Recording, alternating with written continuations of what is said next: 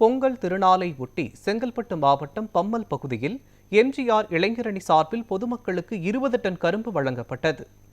பொங்கல் திருநாளை ஒட்டி பம்மல் வடக்கு பகுதி அதிமுக எம்ஜிஆர் இளைஞரணி சார்பில் பொதுமக்களுக்கு 20 டன் கரும்பு வழங்கப்பட்டது.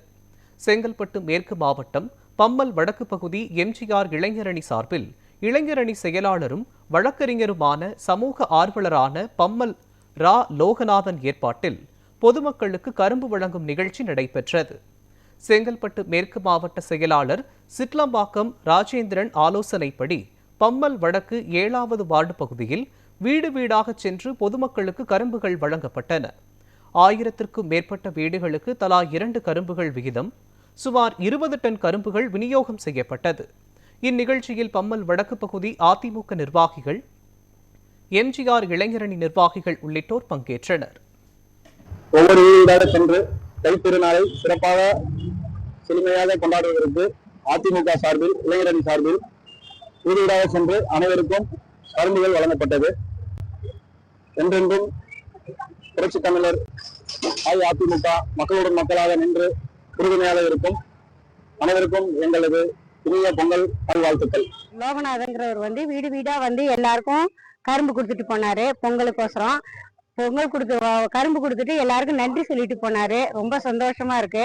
ஒவ்வொரு பண்டிகை நாள்களிலும் விசேஷ நாள்களிலும் எங்களுக்கு திருப்தி கொடுத்துட்டு போறாரு. எல்லாம் புடவை இதெல்லாம் பொங்கலுக்கு எல்லாம் கொடுத்தாங்க, தீபாவளி கொடுத்தாங்க. ரொம்ப திருப்தியா இருக்கு.